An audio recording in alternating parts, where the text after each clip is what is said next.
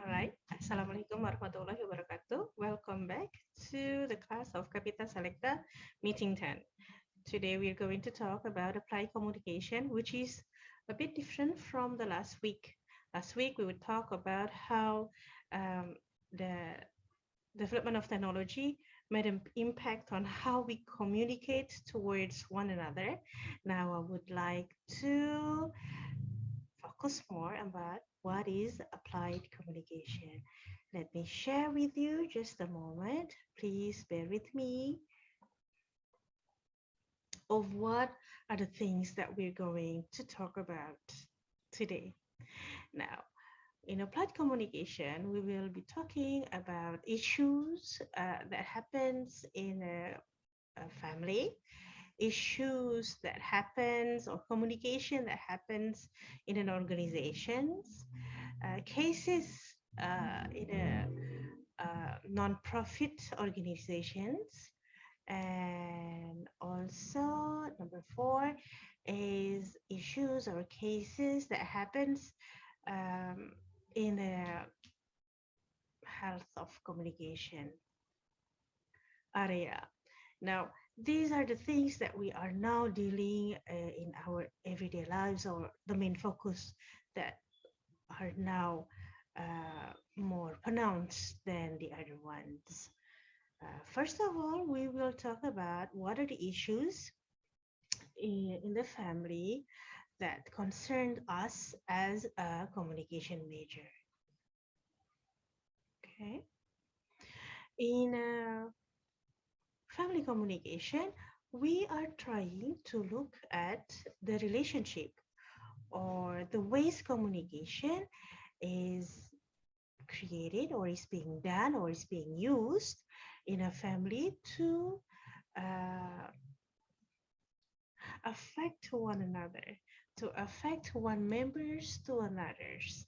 Okay, because as a family we tend to um, interact very um, intimately than we do with coworkers or friends. Now, according to STEMT in 2004, communication is divided into three different areas.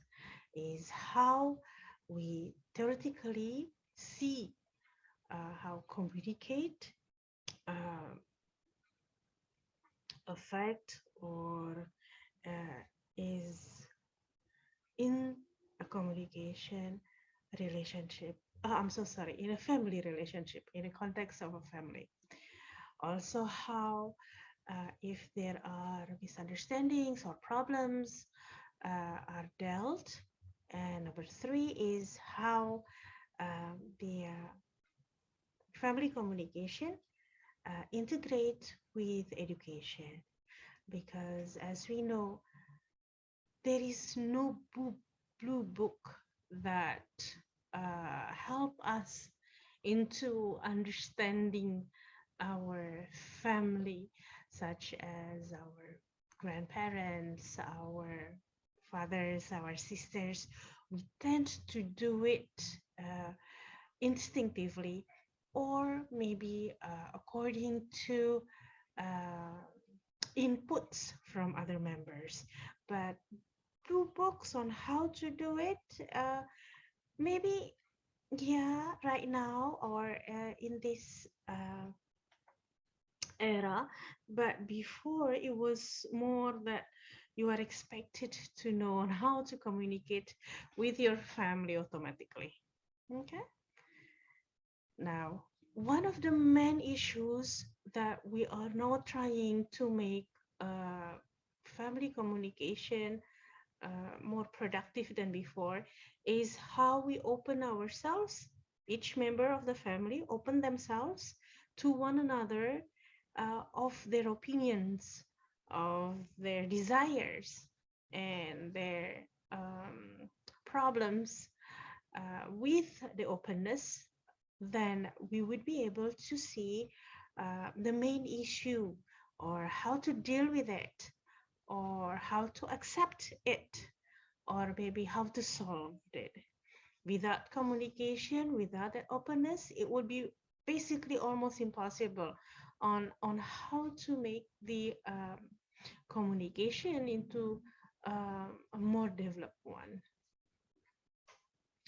All right, as we also know that each family has their own ways of communicating, because one family maybe would be open to the way they express themselves, while the others, they're open but in some degrees only. So depending on the situation and the family that you are involved, then the openness, the solutions, the problems, then it has to be dealt not as a general one, but more of a uh, case by case. Okay, let me go to the next slide. Now, you have to understand that the way we communicate as family members, it is very different the way we communicate with our peers, with our colleagues, with other member of society. Now, the reason is because we have this attachment, we have this relationship that goes beyond only professional, more deeper, such as emotionally, also physically and mentally.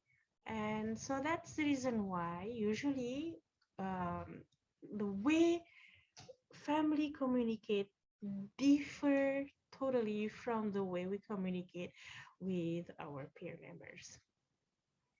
Okay.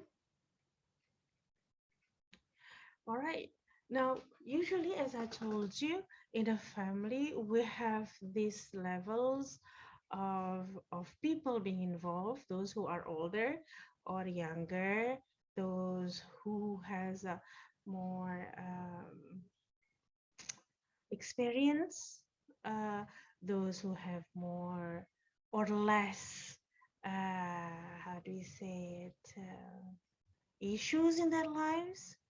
Now, so the way we look at family communication, it has to be, once again, depending on the context. It is very different with those who are a modern family, with those who are more humble ones, with those who are living in the suburb, or also who are socially, economically struggling. We have to open ourselves, open mind, and that each of those families' communication are unique and needs to be dealt separately and independently.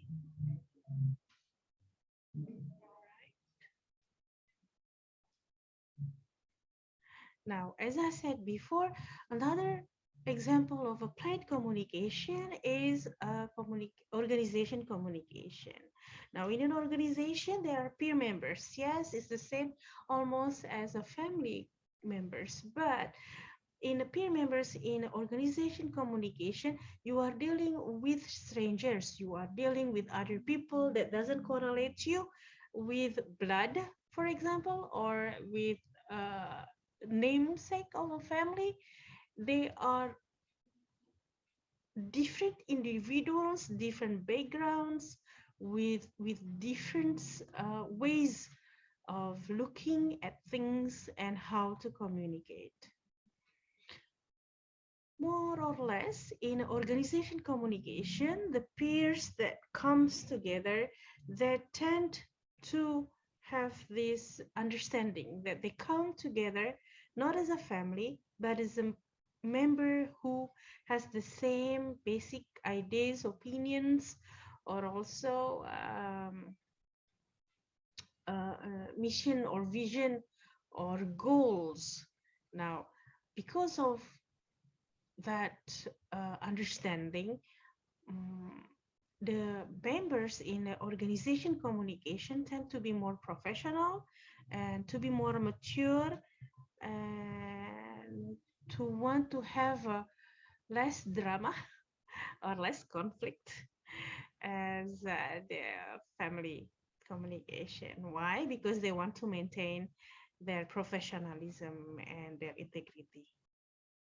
Okay, there are four organizations of communication.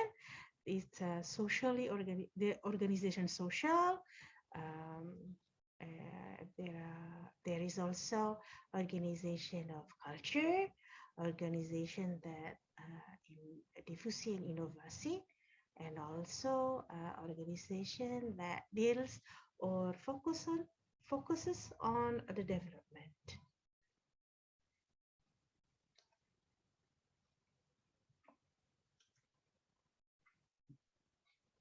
If you have questions, if you would like to know more about those two applied communication, please look at our LMS as I'm looking now. There are many explanations based on other articles, research, and there is a compare and contrast between the Asian family or the family members or way of communication with other uh, uh, countries or also other languages. What I'm talking about. Those articles in LMS will broaden your mind, broaden your views, and so that you will see that there are very significant difference between Asian and also European or American or from other countries. Um, we tend to be centralized and familiar, while the ones who are from America, they are more individualistic. All right, I'll be waiting for your questions. If you have any questions, go ahead.